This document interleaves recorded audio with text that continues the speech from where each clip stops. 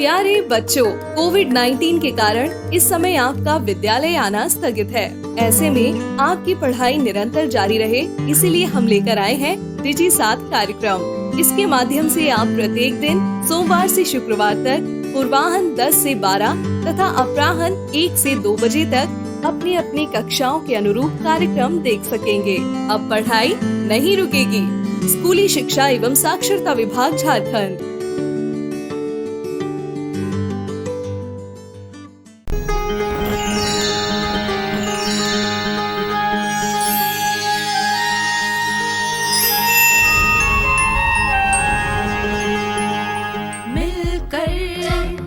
नई दुनिया मिलकर बनाए हम नई दुनिया, मिलकर जीत ले हम सारी दुनिया। बीच हमें आज बोने दो, रोज उसे थोड़ा बढ़ने दो। छू लेंगे आकाश हम, मन के विचार हकीकत बने। सिद्धि फल से आनंद देंगे, कोशिश कर बढ़े, सोच बुलंद करे।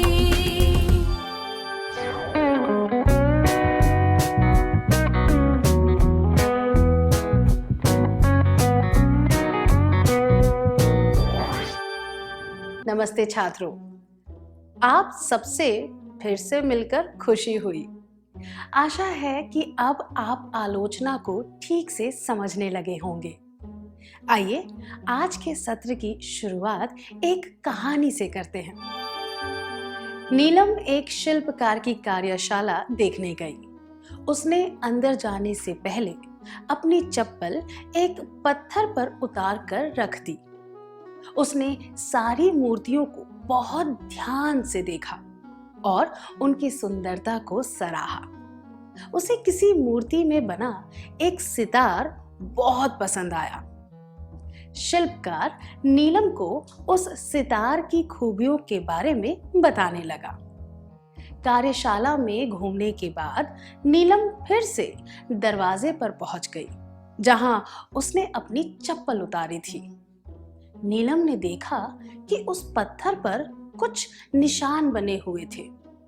शिल्पकार ने पत्थर की तरफ देखते हुए कहा, मैंने इस पत्थर पर सितार बनाना शुरू किया था, पर यह पत्थर हथौड़े की मार नहीं सह सका। इसीलिए मैंने दूसरे पत्थर पर हथौड़े से मारना शुरू किया। आपने इस कहानी से क्या सीखा? 1. जो पत्थर हथौड़े की मार सह सकता है वही मूर्ति बन सकता है। 2. हमें अपनी चप्पल किसी पत्थर पर नहीं छोड़नी चाहिए। 3. पहली कोशिश में कोई भी मूर्ति अच्छी तरह नहीं बन पाती। कोई भी पत्थर हथौड़े की मार सहने के बाद ही सुंदर मूर्ति बन पाता है। उसी तरह जो व्यक्ति आलोचना को सहन करके उससे उभर पाता है वही अच्छा मनुष्य बन पाता है। बाकी लोग वैसे ही रहते हैं, उनमें कोई सुधार नहीं आता। इसका मतलब है कि आलोचना में ऐसी शक्ति है जो हमें अच्छा मनुष्य बनाती है। हमें अखबार में चित्रकला, संगीत, साहित्य, नृत्य इत्यादि जैसी कलाओं के बारे में आलोचनात्मक लेख पढ़ने को मिलते हैं। मनुष्य के व्यवहार के बारे में भी आलोचना की जाती है। इस तरह की आलोचना का मकसद होता है यह समझना कि कोई घटना क्यों घटी, वास्तव में क्या होना चाहिए था और अब उसके बारे में क्या किया जा सकता है। पर जब कोई हमारी या हमारे काम की आलोचना करता है तो हमें कष्ट पहुंचता है। उस दुख की भावना से बाहर निकलने के बाद ही हम खुद को सुधार सकते हैं। आग में तपने के बाद ही सोने में चमक आती है। उसी तरह जब कोई व्यक्ति आलोचना को अच्छी तरह समझना सीख जाता है तो उसका व्यक्तित्व निखरने लगता है। इस सत्र के दौरान हम सीखेंगे कि आलोचना का सामना कैसे करना चाहिए। अब इस परिस्थिति पर ध्यान दीजिए। राजेश और उसके दोस्त साथ बैठकर अर्धवार्षिक परीक्षा की तैयारी कर रहे थे। राजेश ने कहा कि वह सबके लिए चाय बनाकर ला रहा है। एक घूंट पीने के बाद कमल ने कहा, इसमें कुछ कमी है। यह सुनकर राजेश ने तुरंत जवाब दिया, चुपचाप पी लो, इससे ज्यादा तुम्हें कुछ नहीं मिलेगा। तभी विवेक ने कहा, कमल सही कह रहा है, तुम शक्कर डालना भूल गए हो। कमल ने राजेश की भावनाओं के बारे में सोचे बिना तुरंत राजेश की गलती बताई, पर राजेश ने भी पूरी बात सुने बिना ही उसे जवाब दे दिया। अगर वह खुद चाय पीकर देखता तो उसे पता चल जाता कि उसने क्या गलती की थी। चाहे किसी भी तरह की आलोचना हो, पर हमें तुरंत प्रतिक्रिया नहीं करनी चाहिए। कुछ देर इंतजार करने से गुस्सा कम हो जाता है और हम अपने शब्दों पर काबू भी रख पाते हैं। आलोचना का सामना उचित तरीके से करना एक जरूरी कौशल है। इसका सबसे पहला कदम है आलोचना को ध्यान से सुनना, तुरंत प्रतिक्रिया ना करना। अब एक और परिस्थिति देखते हैं। राजा की माँ बहुत परेशान है क्योंकि वह अपना कमरा और मेज बहुत ही गंदी रखता है। जब उसकी माँ ने यह बात उसे बताई तो उसने जवाब दिया, आपको मेरे दोस्त का कमरा देखना चाहिए, उसके बाद आप मेरे कमरे के बारे में शिकायत करना छोड़ दोगे। राजा ने ऐसा क्यों कहा? अपनी गलती छुपाने के लिए, या इसलिए कि उसकी माँ और परेशान ना हो, या फिर इसलिए कि इस उम्र के छात्रों के कमरे ऐसे ही होते हैं? 1. अपनी गलती छुपाने के लिए। 2. ताकि उसकी माँ और परेशान ना हो। 3. क्योंकि इस उम्र के छात्रों के कमरे ऐसे ही होते हैं। राजा ने इस बात का फायदा उठाया कि उसके दोस्त का कमरा बहुत ही गंदा रहता था, पर इसका यह मतलब नहीं है कि उसकी आड़ में वह अपनी गलती पर पर्दा डाल दे। अपनी माँ के द्वारा की गई आलोचना के लिए उसका जवाब ना तो उचित था और ना ही स्वीकार्य। वह सच्चाई का सामना करने की बजाय खुद को बचाना चाहता था। जब सच्चाई कड़वी लगती है तो लोग अक्सर इस तरह का रास्ता अपनाते हैं। आलोचना का जवाब देते वक्त हमें खुद का बचाव नहीं करना चाहिए, ना ही बहाने मारने चाहिए। अब इस परिस्थिति पर ध्यान दीजिए। यमुना एक साड़ी पर कसीदा निकाल रही थी। वह कसीदे से फूल और चिड़िया बना रही थी। कसीदा निकालते वक्त उससे एक छोटी सी गलती हो गई। जब उसकी छोटी बहन नेहा ने कहा कि उससे गलती हो गई है तो उसने कहा, तुम तो सुई में धागा भी नहीं डाल सकती, इसलिए मुझे मत सिखाओ। नेहा को सुई में धागा डालना नहीं आता होगा, पर इसका यह मतलब नहीं है कि यमुना उसे अशिष्ट तरीके से जवाब दे। ऐसा व्यवहार अनुचित होता है।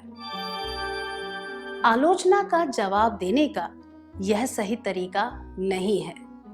जो व्यक्ति आपकी गलती बता रहा हो उस पर अपने शब्दों से इस तरह हमला नहीं करना चाहिए।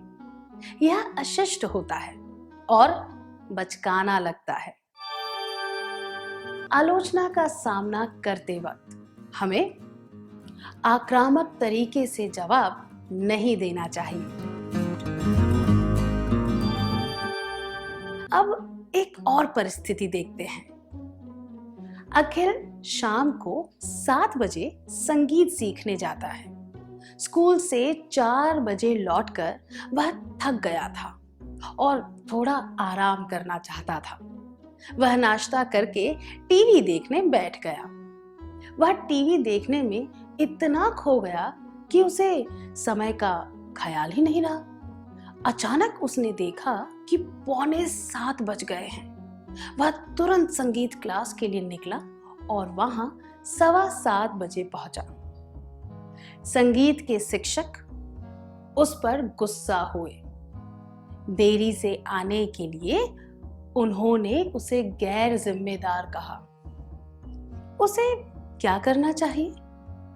सजा से बचने के लिए क्या उसे कहना चाहिए कि वह किसी जरूरी काम में फंस गया था, या उसे सही बात बता देनी चाहिए, या फिर उसे बस यह मान लेना चाहिए कि वह देरी से आया है? 1. कहना चाहिए कि वह किसी जरूरी काम में फंस गया था। 2. सही बात बता देनी चाहिए। 3. उसे यह मान लेना चाहिए कि वह देरी से आया है। यह कहने का कोई फायदा नहीं कि वह देरी से आया है, क्योंकि यह तो शिक्षिका को पता ही है। इसीलिए यह जवाब अनुचित है। अखिल अपनी गलती की वजह से देर से आया था, इसीलिए उसे देर होने का सही कारण बता देना चाहिए और आलोचना से बचने के लिए झूठ नहीं बोलना चाहिए। उसे सही कारण बताते हुए अपनी गलती स्वीकार कर लेनी चाहिए। जब किसी भी परिस्थिति में आलोचना का सामना करना पड़े तो अपनी गलती स्वीकार करके ईमानदारी से जवाब देना चाहिए। खुद को बचाने की या आक्रामक तरीके से जवाब देने की कोशिश नहीं करनी चाहिए। आलोचना का सामना करते वक्त ईमानदारी से जवाब देना चाहिए। अपनी गलती मान लेनी चाहिए। अब एक और परिस्थिति पर ध्यान देते हैं। सीता ने बाल्टी में अपने कपड़े भिगोकर रखे थे। उसने देखा कि उसके सफेद कुर्ते पर गुलाबी रंग के धब्बे हो गए थे। ठीक से देखने पर उसे पता चला कि उसकी बहन नीता ने अपना गुलाबी सलवार उसी बाल्टी में भिगो दिया था। उसने गुस्से में आकर नीता से कहा, क्या तुम इतनी बेवकूफ हो? तुम्हें पता नहीं चलता कि बाल्टी में क्या डालना चाहिए? तुमने मेरा इतना अच्छा कुर्ता बिगाड़ दिया। यह सुनकर नीता को भी गुस्सा आ गया और उसने जवाब देते हुए कहा, अगर तुम इतनी ही समझदार हो तो तुमने बाल्टी में अपना कुर्ता सबसे पहले क्यों डाला? नीता ने बहुत ही चालाकी से जवाब दिया, पर आलोचना का सामना करने का यह सही तरीका नहीं है। उसकी गलती यह थी कि उसने सीता की आलोचना में सच्चाई नहीं देखी। सीता ने भावुक होकर आलोचना की, पर उसकी बात सही थी। नीता को अपनी सलवार भिगोने से पहले यह देख लेना चाहिए था कि उसका रंग निकलता है या नहीं। लापरवाही या फिर अज्ञानता की वजह से उससे ऐसा हो गया। नीता ने सच्चाई पर ध्यान नहीं दिया। आलोचना का सामना करने का सही तरीका यह है कि हम सच्चाई और भावनाओं को अलग अलग रखें। अपनी गलती स्वीकार करके माफी मांगने से परिस्थिति अपने आप संभल जाती है। कड़ी आलोचना का सामना करते वक्त हमें राय, तथ्यों, सच्चाई और भावनाओं को अलग अलग रखना चाहिए। क्या अब हम सत्र में सीखी हुई बातों का सार संक्षेप कर लें? हमें आलोचना को ध्यान से सुनना चाहिए, तुरंत प्रतिक्रिया नहीं करनी चाहिए। आलोचना का जवाब देते वक्त या सामना करते वक्त हमें खुद का बचाव नहीं करना चाहिए, ना ही बहाने मारने चाहिए। आक्रामक तरीके से बात नहीं करनी चाहिए। ईमानदारी से जवाब देना चाहिए। अपनी गलती मान लेनी चाहिए।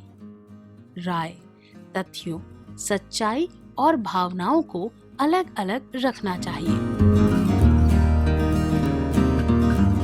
धन्यवाद। आपने बहुत अच्छी तरह सार संक्षेप किया।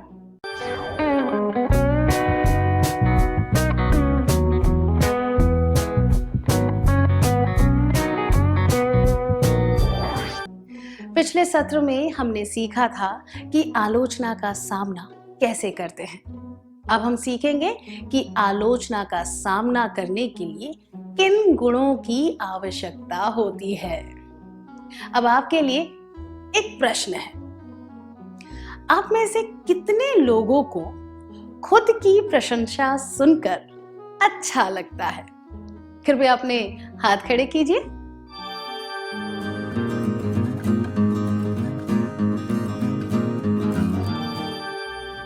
हम सबको खुद की प्रशंसा सुनकर अच्छा लगता है, पर यह बात भी सही है कि कोई हमारी चापलूसी करे तो हम परेशान हो सकते हैं। अब अगला प्रश्न, हम में से कितने लोगों को खुद की आलोचना सुनना अच्छा लगता है?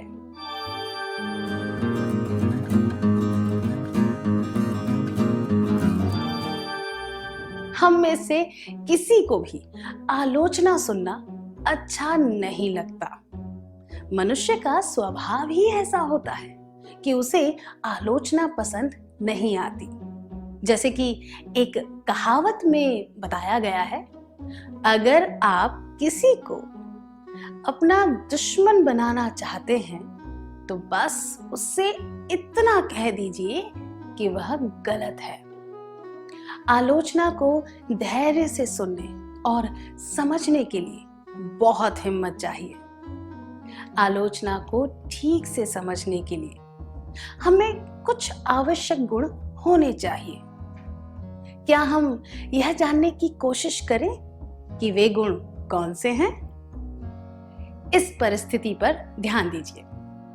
कला और उसके दोस्त एक प्रतियोगिता में भाग लेने के लिए किसी स्कूल में गए थे। जब उसकी स्कूल पहली प्रतियोगिता में हार गई, तब दूसरी स्कूल के छात्रों ने उन्हें चिढ़ाते हुए कहा, हार गए, लगता है इतनी दूर हारने के लिए ही आए थे।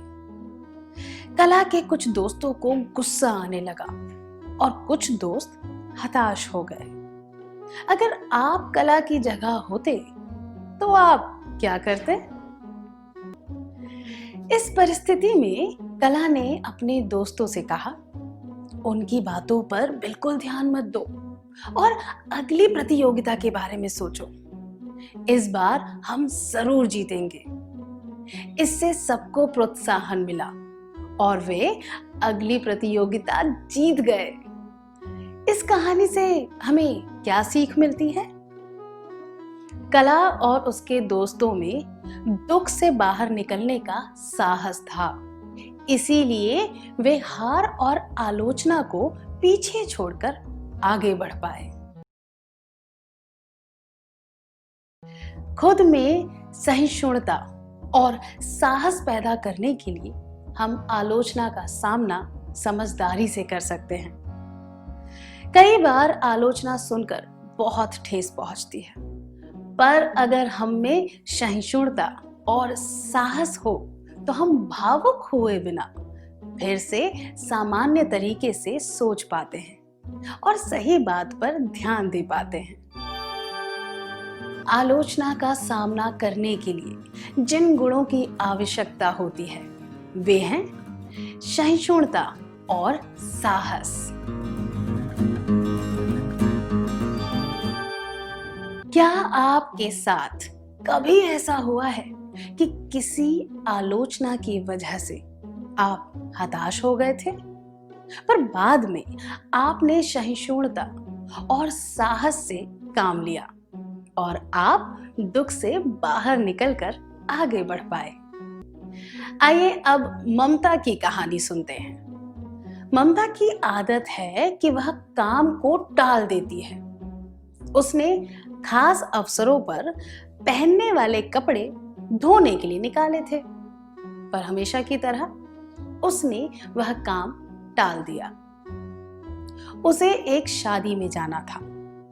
जब वह पहनने के लिए कपड़े देखने लगी तो उसे एहसास हुआ कि कोई भी कपड़े साफ नहीं है। उसके भाई ने तुरंत कहा, तुम्हारे साथ ऐसा ही होना चाहिए था, तुम किसी की सलाह तो मानती नहीं हो। फिर उसके भाई ने कहा, अब शादी में मेरे कपड़े पहन कर जाना। इस घटना के बाद ममता ने काम को टालना छोड़ दिया। इसका मतलब है कि उसने आलोचना को स्वीकार किया और अपनी गलती पर ध्यान देते हुए कुछ सीखा। आलोचना का सामना करने के लिए जिन गुणों की आवश्यकता होती है वे हैं सहिष्णुता और साहस। ध्यान केंद्रित करना।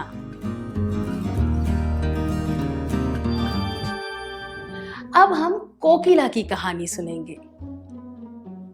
कोकिला अपने जेब खर्च के पैसों का हिसाब नहीं रखती थी।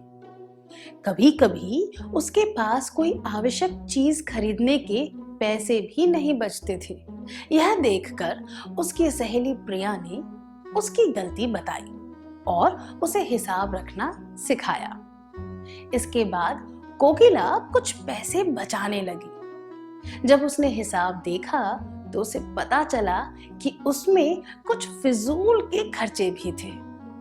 उसने अगले महीने बिल्कुल भी फिजूल खर्च नहीं किए। ऐसा करके 1 साल के बाद उसके पास काफी पैसे बच गए थे। फिर प्रिया की सलाह पर उसने उन पैसों से एक छोटा कारोबार शुरू किया। अब 4 सालों के बाद वह एक दुकान की मालकिन बन गई है। हमें इस कहानी से क्या सीख मिलती है? जी हाँ, हमें खुले दिमाग से आलोचना को स्वीकार करना चाहिए।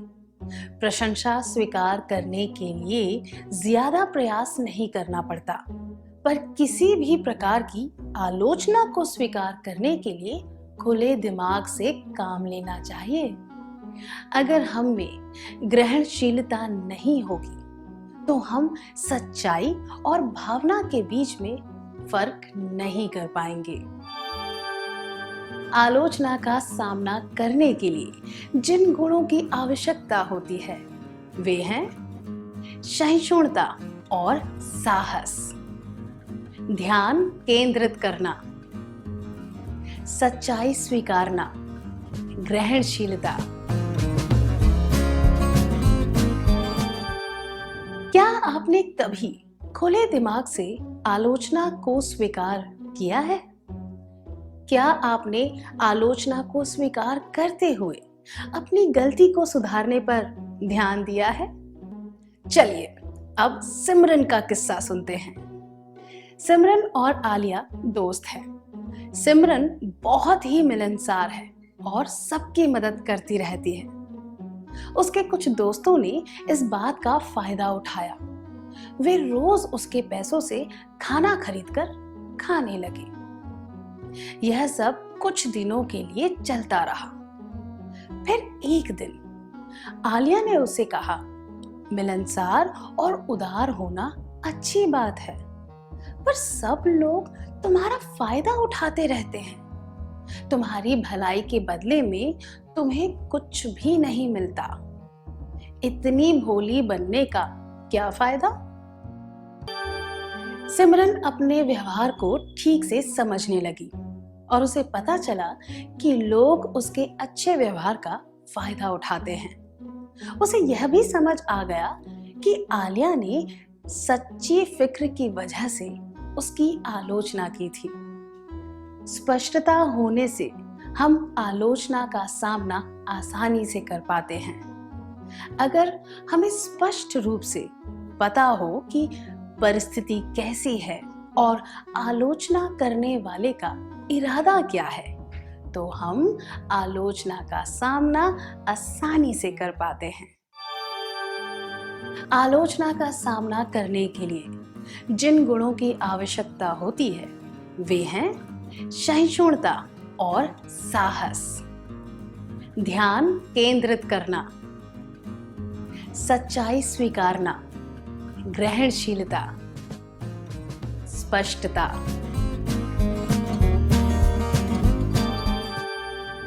सुधीर अपने परिवार के साथ एक नई जगह पर रहने आया था।